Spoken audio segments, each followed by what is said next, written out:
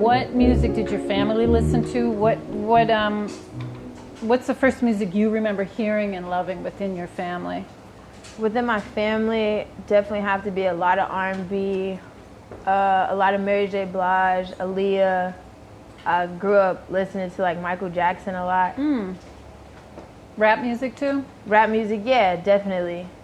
Me and my mom always like vibed out to hip hop for most part. I didn't get into other types of music till I started exploring on my own. Do you remember like a first concert that you went to? Definitely. First concert I attended was JayZ and Friends. JayZ and Friends? Yep. In LA? In LA. I was about, I want to say 12 years old, and my mother took me. And I remember my outfit. I had on a 555 Soul camouflage blazer with like some Converse that came up to my knees. That sounds like, did your mom put that outfit together for you? Oh no, I definitely picked it out. It was like a hot pink corduroy skirt. It was actually inspired by the Harajuku girls. Who were some of JayZ's friends? Snoop was one of the guests. Mary J. Blige was one of the guests. Pharrell was one of the guests. I think those are the three I remember. That was an amazing concert. Oh yeah. And you guys enjoyed it? Definitely. There's a huge debate that is going on right now between the old hip hop heads, like Ebro, for example, versus the current generation of rappers, some of which who have a different commitment to the lyricism. Any opinion on that debate? Do you think, do you take a side, or are you in the middle? Definitely feeling different about it. Lyrics are lyrics. If they get the youth going, whatever they can rage to, they can rage to.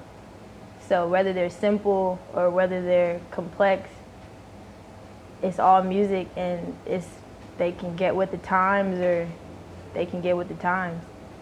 So do you think that's just kind of typical old generation not moving with the times and how things are changing?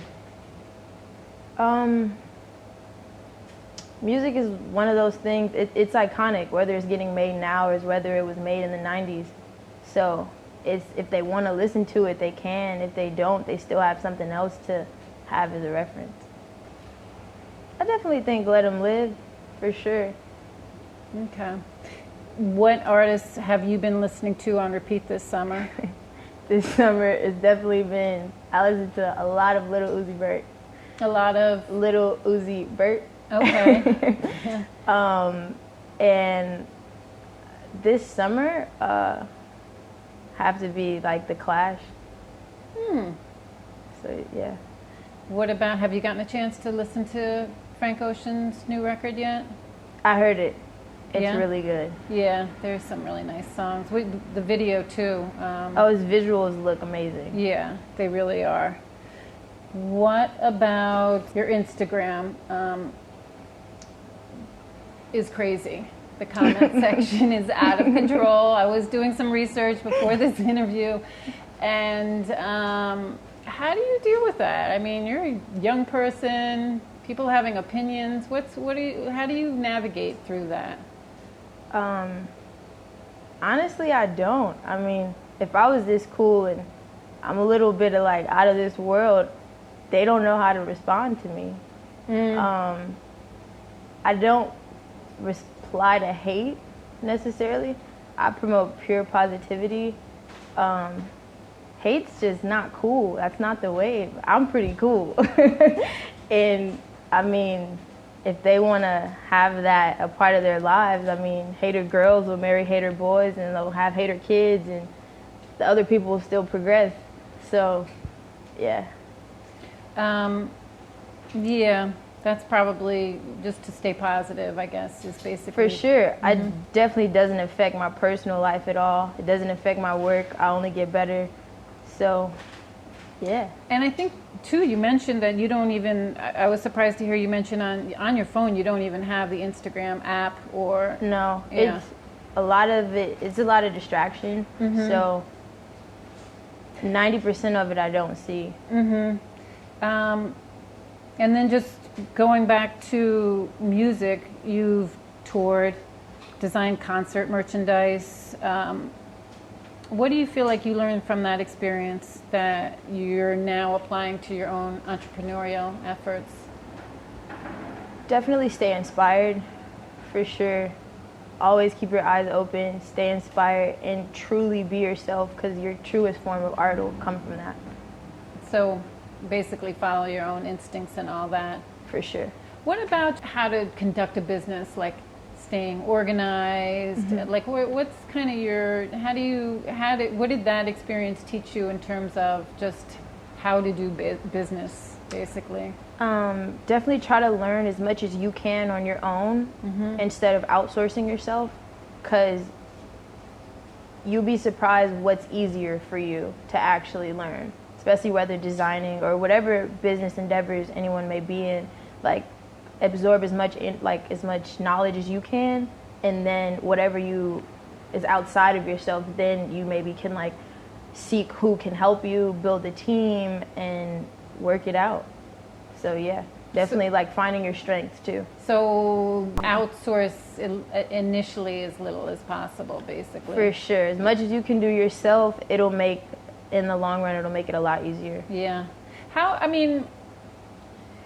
important is it, would you say, to know who to do business with versus who to not do business with? Like, is that something too that's important as well? Like, that's important. I'm not too versed on who not to do business with. Like, me and Sam, like, it's pretty much like we keep it as like tight as possible, really. So I don't do business with many people. Like, I am my own, in a sense. So yeah. Basically, it's a small team that you really trust. Oh, of course. Sam is Samira Rahim. And it seems like you guys have known each other for a while. She mentioned your basketball background. Yeah. Okay. Well, we're friends from also back home in LA too. So moving on to social media, which we touched on a little bit before. It's really the be-all, end-all for your generation. You haven't ever existed without it. Do you see any signs at all that your generation is just becoming a bit fatigued with life online? I feel like it is, but as of now, it's kind of all they've ever known. So everything's super new to it. If they do get fatigued, honestly, everything's so instant. The moment they're fatigued, the moment's also over. So you kind of got to just keep going. And the internet, it's so vast, and it's a vacuum at the same time. So it's a lot of juxtaposing energy. Yeah. Do you find yourself, as of late, spending less time online, or?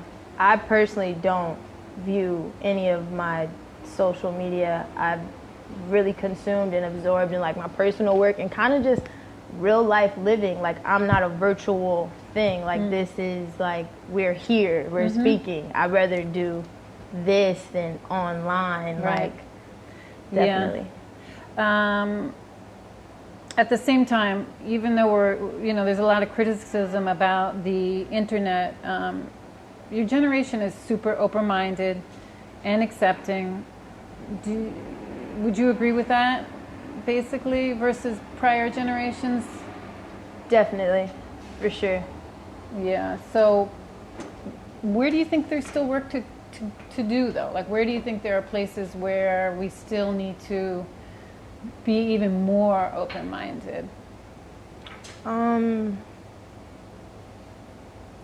Honestly, maybe just to drop like judging so much, although we are so open-minded and things have existed that never have before. But also with the youth, there's a lot of judgmental things, whether it's about fashion, whether it's about visual, whether it's about content.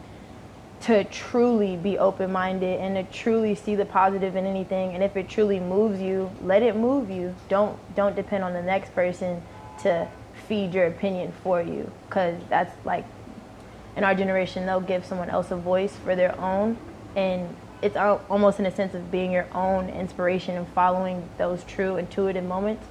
So definitely drop the judgmentalness. you.